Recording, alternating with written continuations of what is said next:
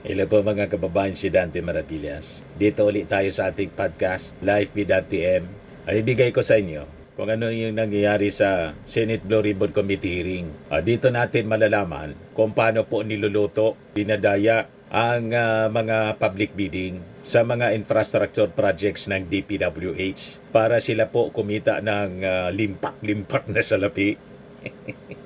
Talagang matindi po ang nakawan. At tama naman yung ating Pangulong Bongbong Marcos. Medyo short pa nga po. Dapat for the past 15 years ang investigasyon. Kasi sa bagay, okay na rin po yung 10 years. Pero yung nakawan mga kababayan, dekada na at binulgar mga kababayan ng mag-asawang Diskaya. Paano ni Pinoy? Kasi doon sila nagsimula, 10% yung kickback. Medyo mababa. Pagdating ng panahon mga kababayan, ng Duterte administration, lumaki hanggang 15% na. Then lumala, naging 20 to 30%. Ngayong present administration ng ating Pangulo, yung kickback mga kababayan, ibig sabihin na niya Mr. Maravillas, malala. Kaya nga po, pumalag yung ating Pangulo. Kasi nang mag-ikot siya, ang dami ng mga guni-guning projects, 100% ninanakaw na.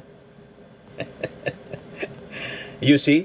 Kaya siya nagsuna. Maya naman kayo. Ibig sabihin, nung panahon, nidigong 15%, yung kinikickback mga kababayan, hindi pa makontento ngayon. Ginawang dumoble, 20 to 30%. Namihasa po kasi walang ganitong investigasyon, expose. Hinayaan ng previous administration na makapagnakaw itong mga nasa likod ng guni-guning flood control projects, ng nasa likod mga kababayan, mga politiko, senador, congressman. Kaya ito mo mga kababayan, may full-blown investigation na ginagawa ang Senado. Yung Congress daw, ang sabi, iti-terminate na yata ng Congress kasi may ICI na. Pero yung yung Senado tuloy-tuloy po. At saka siyempre yung Independent Commission on Infrastructure na binuo mismo ng ating Pangulo. So ang ibig sabihin nito, gusto ng tuldukan ng ating Pangulo ang massive na pagnanakaw sa ating gobyerno. So pakinggan natin mga kababayan yung naging testimony ni Curly Diskaya. Kay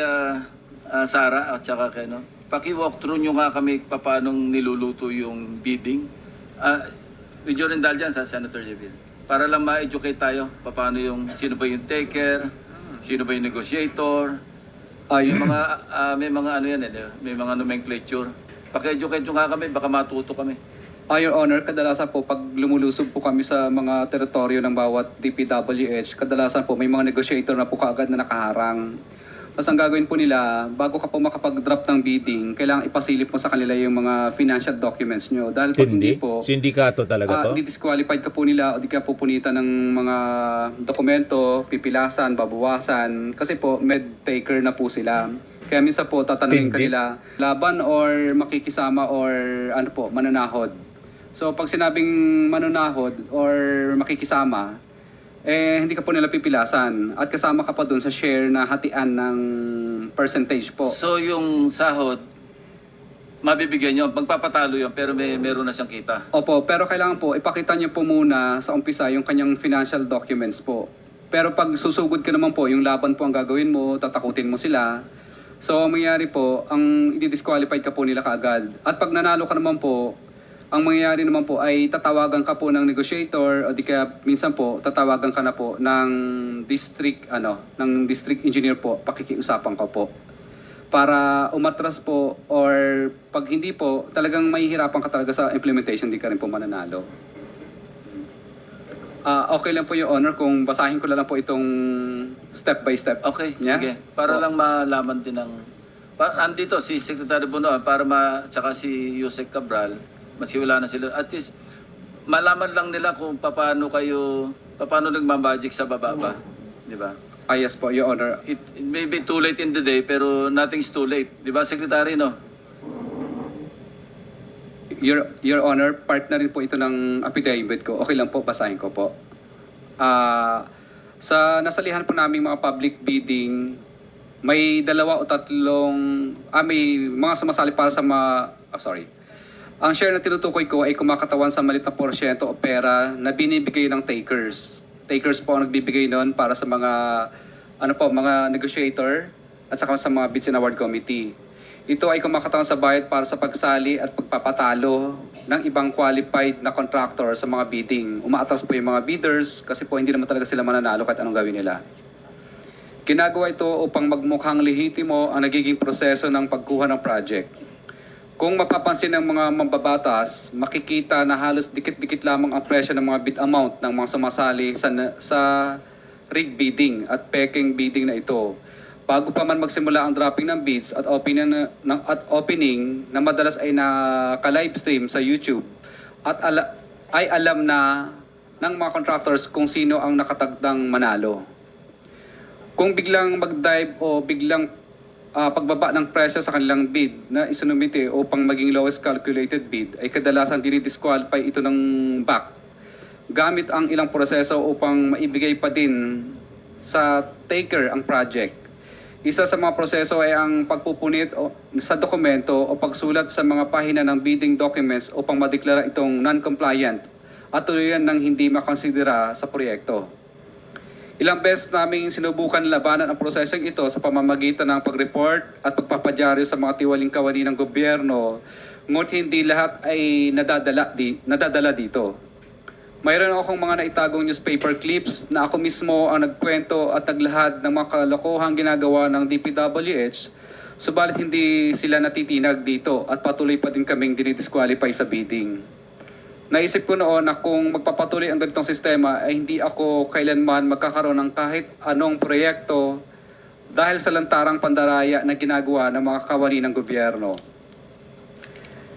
Ang taker ng proyekto naman ay ang mga may-ari ng project. Sila ay mayroon ng mga nakausap sa loob na Bids and Award Committee o ang mga BAC upang makasigurado na sa kanila mapupunta ang project. Maaring nabili na nila ang proyekto mula sa congressman at iniintay na lang na lumabas ang resulta ng bidding na isinasagawa. Sa madaling salita, nakaset na o nakaayos na sila ang mananalo at makakakuha ng mga proyekto. Teka, Ang sandali. taker ang siyang may-ari ng Yung sinasabi, nabanggit mo yung congressman, may personal knowledge ka rito na tukol sa mga participation ng mga congressmen o mambabatas sa bidding pa lang? Kadalasan po, Your Honor, sinasabi po ng negotiator na kung sino yung nakakasakop na distrito. Okay, sige, please proceed. Sa madaling salita, nakaset na at nakaayos na sila ang mananalo at makakakuha ng mga proyekto. Ang taker ang siyang may-ari ng project dahil nabili na nila ito sa mga may interest o may hawak sa mga lugar na kung saan gagawin ang mga proyekto. Sila din ang nagbibigay ng share sa mga contractor na nais sumali sa bidding. Sa ilang beses naming nakasali at nanalo ng bidding, ay ilang beses din kaming tinutulungan ng BAC upang ayusin ang aming mga papeles. Lalo na kung dapat ay ma-disqualify kami dahil sa pagkakamali sa aming mga dokumentong isinusumite. Nag-iiba-iba lamang kung sino ang taker, negotiator, royalty, backup, player, at iba pang terms na ginagamit sa bidding. Ang nananalo sa biddingan na ito ay ang mga may kapit sa mga matataas na opisyal. Ang negotiator naman ang nag-aayos sa mga gustong sumali sa araw mismo ng bidding. Sila ay kadalasang tao ng taker o di kaya ay membro ng BAC upang makasigurong kontrolado nila ang magiging flow ng bidding pati na din ang magiging resulta nito. Ang royalty naman ang mga taong nanghihiram ng lisensya. Sa kalakarang ito, ang totoong gumagawa ng proyekto ay ang mga contractor na walang sapat na kapasidad upang makasali sa public bidding. Nakadepende sa pag-uusap kung magkano ang royalty fee, pero kadalasan ay nasa 3 to 5%. Ito ng project na napupunta sa may-ari ng lisensya na hinihiram nila. Ang player naman ay sumasali lamang sa mga bidding. Sila ay qualified sa proyekto upang magbigay daan sa taker na nagpauna na or bumili ng project sa mga congressman. Kapalit nito ay tinatawag na share na agarang nakukuha ng player upang magpatalo sa project at magmukhang lehitimo ang bidding o para magmukha siyang competitive bidding na naayon sa batas. Ang share ay kadalasang 1:1 or 1,000 per 1 million, depende sa naaprobahang budget ng kontrata. Ang obligasyon ay ang pera na binibigay ng mga contractor sa bawat kawani ng gobyerno. at tao na involved sa proyekto. Ganito ang karamihan sa na tinatawag nilang bidding sa DPWH, kung saan usually ay negotiated na or may nag-aayos na at may nakatalaga na ng dapat makakuha ng proyekto. Sa umpisa pa lamang ay rig na ang bidding dahil hindi pa nagsisimula ang pinaka-bidding ay may nakabili na ng proyekto o may mga nakatakda ng manalo. Kadalasan, upang makakuha ng proyekto ang mga contractor ay nagbibigay ng mga advances sa mga politiko upang ma-reserve ang isang proyekto at siguradong sa kanila mapupunta dahil hawak ng mga politiko kadalasan ang mga tao sa Bids and Award Committee. Ito ang mga sinasabi nilang SOP. Sa araw ng bidding ay meron ding nag-aayos sa mga sasali na tinatawag na negotiator upang makontrol kung sino lamang ang bibili ng bidding documents at kung sino lang ang makakakuha at makakabili ng bidding documents, sila lang ang pinapayagang sumali sa public bidding. Nagawa-gawa lang para magmukhang lehitimo. Ang ibang qualified na contractor ay madalas na hindi na pinasasali at binibigyan ng tinatawag na share o porsyento. Ito ay nanggagaling sa taker o ang nakatakdang manalo sa bidding para mai-award sa kanila ang project. Ang halaga ng isang share ay nakadepende sa presyo ng project na naaayon sa dokumentong galing sa DPWH. Ang halaga ng share na nakukuha ng mga contractors na sumasali ay pumapatak sa 1 to 3% base sa total na presyo ng proyekto. Ibig sabihin, Excuse me, sundan ko lang. Ilang 1 to 3% yun, yung binibigyan ng share? kadalasan po kung ilan po yung sumali Hindi, sa... ilan yun? Karaniwan? Average? Number of participants sa bidding? Depende po sa dami ng sumali. Kapag masyado pong Pangkaraniwan yung, on the average, ilan yung sumasali? kadalasan po, pinipigil na lang sila na hanggang 10 lang dapat sumali So, instead na 10, 50. 53%. Hindi po. Bali, yung 3% po, hati-hati na lang po yung Hati-hati lahat na. ng contractor Okay, thank you. doon. Base sa total ng presyo ng proyekto, ibig sabihin, dito pa lang ay may nababawasan na agad na pinaka-operational budget ng taker. Kung susubukan naman namin hindi sumali sa kanilang gustong gawin at susubukan namin na sumunod sa tamang proseso, ay pinapunitan nila ang aming mga dokumento pang bid para ma-disqualified o ma-classify bilang non-compliant kami agad. At hindi na ikinukonsidera ang mga dokumento para sa bidding process. Sa ganitong sitwasyon ay wala din kaming matatanggap na ganitong dahil hindi kami nakisama sa gustong mangyari ng mga taker o tinatawag din naming sunog o lugi kasi may bayad para makabili ng bidding docs. Ibig sabihin, talo na po yung pinambili po naming bid docs pag hindi kami nakisama. 50,000 po yun kadalasan. Ang patakaran lang ito ay kadalasan ay ginagamit nilang pananakos sa mga contractor dahil pag na-disqualify kami o maging non-compliant, may posibilidad na kami ay tamaan o mabigyan ng sanction ayon sa 3-strike policy upang ma-blacklist kami. So, ibig po sabihin, sinasadya nilang ma-disqualify kami ng 3 ulit para wag na kaming sumali ulit kasi mabablacklist na po kami. Wait, meron kang document. Are you willing to sign that document na parang affidavit din at isabit mo sa komite? Yes po, Your Honor. Pero may The whole point is, parang sinasabi mo, the contractors are at the mercy of DPWH officials who sometimes are at the mercy of politicians. Yes po, Your Honor. Long and short. Mahaba pa ba yan? Yes, Your Honor. Konti na lang po. Sige, ko lang go po. ahead. Ang back ay involved sa ganitong sindikato simula pa lamang sa pagbili ng bidding documents hanggang sa matapos ang pag-evaluate ng bidding at may award ang proyekto.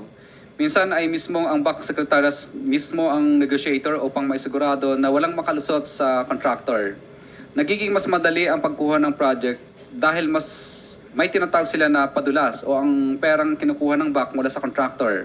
Sa ganitong pamamaraan ay pinapadali din ng back ang pag-award at pag-aayos ng mga bidding requirements sa project. Ibig sabihin, kahit dapat wala silang pinapaboran ng mga bidders o contractors dahil may mga padulas, ay sila mismo ang tumutulong para mapabilis ang proseso. Kadalasan ay sila na ang nag-aayos at nagsasabit mismo ng bidding documents ng kumpanya upang mapabilis ang mga billing na naayon sa accomplishment ng project. Kung hindi ito gagawin, ay gigipitin nila ang mga contractor, pupunitan ng mga papel upang mahirapang ma-award ang project. Sa ngayon, patuloy pa din namin na inaayos ang mga listahan ng mga nakatransaction namin mula noong sumali kami sa bidding noong 2012. Base sa aking mga naging obserbasyon, nakadepende sa nakaupong presidente ang porsyento. Noong panahon po ni, okay lang po Your Honor, noong panahon po ni former President Pinoy ay umaabot po ng 10%.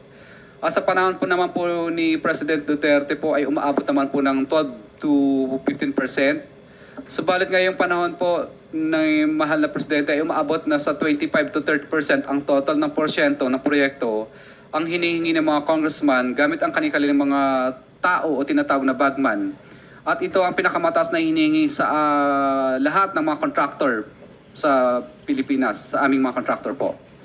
Kung hindi kami susunod sa ganitong gawain, ay bibigyan nila ng problema ang project namin gaya ng mutual termination at right-of-way problems. Minsan ay ginagamit nilang panakot ang blacklisting kung saan hindi na kami makakasali sa mga bidding sa loob ng isang taon. Kaya madalas ay sumusunod na lang kami sa gusto nila. Ilan sa mga nakausap namin sa bawat distrito ay example lang po ito. Ay sa Quezon City, for example, si D. Eloida ay lagi akong tinatawagan pag lumalabang kami sa bidding na may taker sa mga projects nila. Kaya nakikisama na lang kami kasi pag hindi kami Teka muna, sabi mo example lang, ano, hindi yan accurate? At totoo po ito. Bakit example? Kasi po, ilan lang po ito sa mga babanggitin ko kasi masyado Sige. po mahaba. Nakikisama na lang kami kasi kapag hindi magagalit ang politiko na may hawak sa kanila at tatanggalin sila sa pwesto at ipapaba-blacklist daw kami sa pamamagitan ng 3-strike policy. Tinatanong ko kung sino politiko dyan, ngunit ayaw nila itong sabihin dahil sa kanilang posisyon bilang district engineer. Sila ang may control ayon sa kung sino ang congressman ng district na nakakasakop sa area ng projects na nilalabanan namin. Year 2022 onwards, ang kalakaran po dito tuwing sumasali sa bidding, hinaharang kami agad ni Lynn, negotiator sa bidding. Kapag matigas ang ulo naming nagdadrop pa rin kami sa aming bids, kahit anong subok naming ayaw buksan ang financial bid na aming isinumite. Kapag nanalo sa bidding, matatanggal si D.E. Loida. Siya po mismo ang tumatawag sa akin para magpa-disqualify na lang kasi kapag hindi, gagawin di umano ng paraan upang madali o sa 3-strike policy. Para maiwasan naming ma-blacklist at magalit sa akin ang politiko na may-ari ng mga projects, tinatanong ko sino ang mga politiko ng district ng mga congressman na nagpapabidding sa DPW's Quezon First Deo. DPW's Quezon City First Deo. Sa DPW's Quezon City Second Deo naman, ganun din ang bidding dito sa panahon ni D.E. de Bonadera, year 2022 onwards, na sinundan naman ni D.E. protesta, wala din masyadong bidding. Kasi kapag sumasali kami, disqualified agad at papakiusapan ka ng negotiator na umatras kasi may taker na rin mga politiko dito. Kung kanino galing ang projects. Gaya ng Quezon City First Deo, 3-strike policy din ang panakot nila at magagalit daw di umano ang mga politiko sa DE kapag nanalo kami at tatanggalin sila sa pwesto.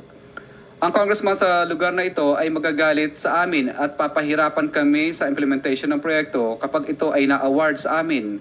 Kaya napipilitan kami minsan umatras dahil sa matinding pressure at pakiusap ng DE at negotiator. Minsan kapag hindi pa rin maayos mga taon na ng congressman at tumatawag at kumakausap sa pag-ayaw pa rin naming umatras. Yun po. Mga politiko talaga po nasa likod lahat. Anyway, pattern na Ginamit yung mga pattern. DPWH Secretary officials, Bonoan, engineers. Kita since 2012. And since 2012, Pati hindi kontraktor, niya mamonitor yung ginamit. Systemic, structural. Yung Bulacan First District Engineering Office, tingin ko microcosm lang ito eh. Of what's happening in the entire country. Your Honor, this is very revealing that I am hearing now. By the way, Your Honor, I retired in the Department of Public Works and Highways in 2010. And then, 2010. okay, sorry. And I just came back in 2022, Your Honor. So So this is very revealing, Your Honor. See, this is the loophole actually of manual bidding. I would not know whether for this particular problem, I don't know. In my watch,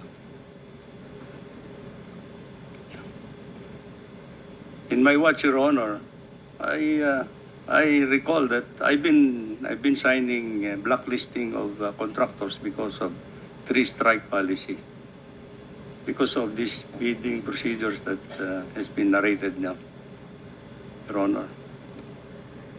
Sige. Siguro Last point, ano? Yeah, And then after you, karapat na Senator siguro. Marcoleta. Apo.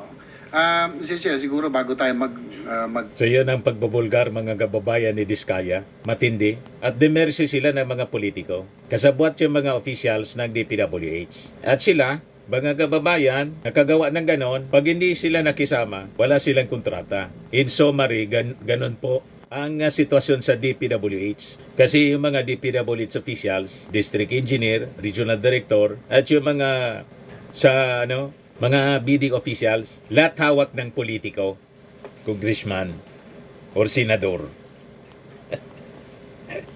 O, di ba? And siguro, kasabwat na rin siyempre yung secretary ng DPWH. Alangan man hindi niya yan alam. Tama ba? Kaya sabi ng ating Pangulo, bakit tayo umabot sa ganito? Tatandaan ninyo, kung sangkot yung ating Pangulong Bongbong Marcos dito, hindi siya magpapaimbestiga tulad ng mga previous administration. Timing lang. Tama ba? Bakit siya magpapaimbestiga sa mga anomalya na kung sangkot siya, sasabog sa pagmumuka niya? Tama ba? Ayan, mga kababayan, ang ating short video ngayon. Dito po sa ating Live with Dan TM. Atid sa inyo nitong napakagandang product. I am worldwide amazing pure organic barley powdered drink mix from Australia. Yung mga gusto magnegosyo nito, mag-message na lang po kayo sa amin. So lagi nating tatandaan, sa buhay, you become what you believe. Bye-bye po.